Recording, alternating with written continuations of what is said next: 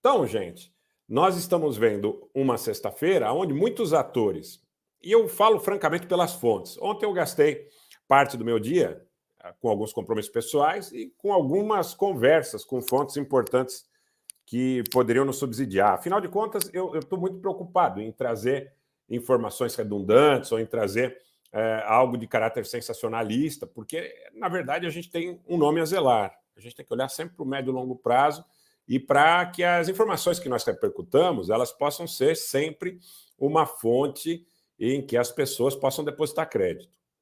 E muita gente que não estava preocupada, que dizia que descartava francamente a possibilidade de uma escalar nuclear, de ontem para hoje mudou de ideia. Eu não vou mais mensurar numa escala de 0 a 10, como muita gente pede, para que nós falemos sobre qual é a probabilidade. É muito difícil. Em algum momento eu já disse que achava que estava aí próximo de 5, talvez com um viés um pouco superior à média. Não vou mais fazer isso. Eu acho difícil, arriscado e temerário. Mas nós estamos recebendo informações em um momento em que, semanas atrás, ou pelo menos uma semana, 10 dias atrás, o governo da China alertou que novas revoluções coloridas poderiam ser promovidas contra países no Meio e Extremo Oriente. E eles reportavam a questão do Irã, reportavam a questão do Cazaquistão, reportavam a questão de outras regiões importantes aí, das ex-repúblicas soviéticas. E nós estamos vendo um fenômeno muito sério no Irã agora. Nós estamos vendo setores da sociedade no Cazaquistão tentando criar um sentimento antirrusso no Cazaquistão, isso é evidente, que até aqui não tem um corpo talvez suficiente para um novo tipo de insurreição, mas há um trabalho todo nesse sentido.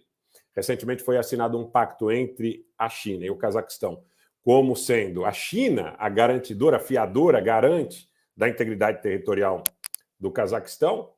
E hoje, senhores, talvez esse seja o ponto alto da live, mas nós não vamos tratar de especulação, mas talvez seja o ponto alto. Nós estamos observando algumas situações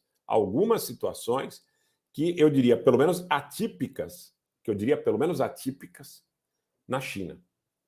Vários voos sendo cancelados, é uma movimentação militar atípica. Agora, é bom que se frise.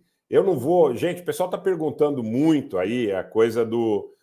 o que está acontecendo na China. Não há informação suficiente para que a gente fale alguma coisa sem que nós possamos ser enredados para um jogo de fazer, de repente, propaganda de alguma coisa que possa se parecer com uma revolução colorida que esteja sendo encetada, porque a revolução colorida ela é movida muito antes de atos concretos por propaganda.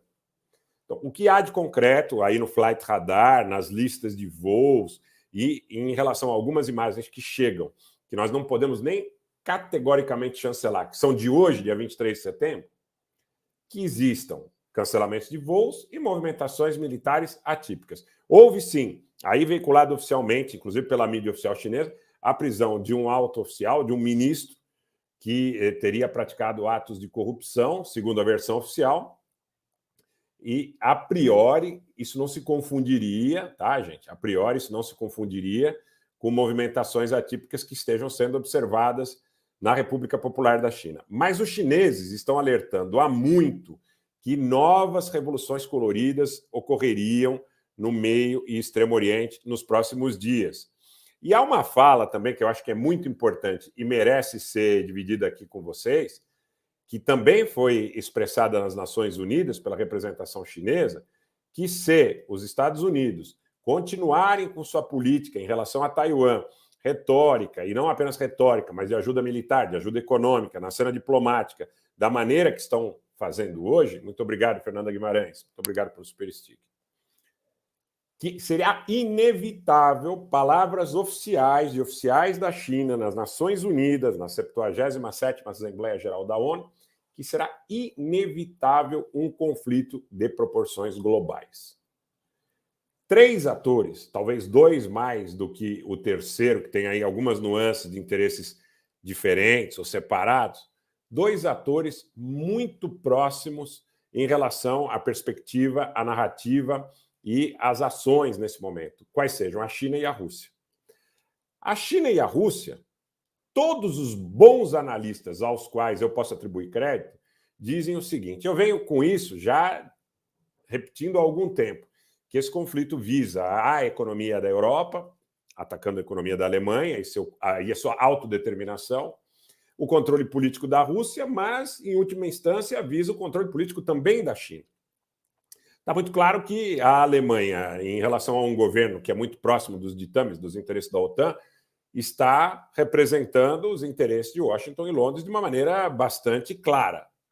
Mas a China e a Rússia, elas estão muito cientes ou alinhadas ou aliadas à percepção de que uma derrota da China ou uma derrota da Rússia na Ucrânia poderia significar um prejuízo não mensurável, enorme, para os dois países. Porque, na realidade, o que está acontecendo, gente, parece muito claro em relação a tudo que foi estipulado aí pelas grandes cabeças pensantes aí da geopolítica tempos atrás, quando diziam, e já muitos relatórios, né? Não vou falar, é Handcorp, eu não gosto de atribuir a um dado, a um elemento específico, eu acho que uma análise específica, ela corre o risco de ser panfletária.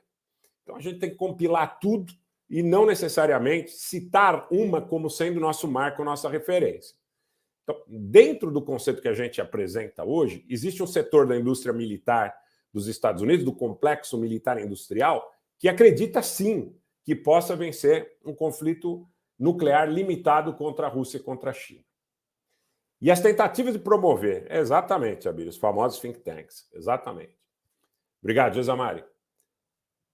A tentativa de promover atribuladas situações, turbulências dentro de países como o Irã, é parte disso que, para muitos, já é um conflito de proporções generalizadas, tá?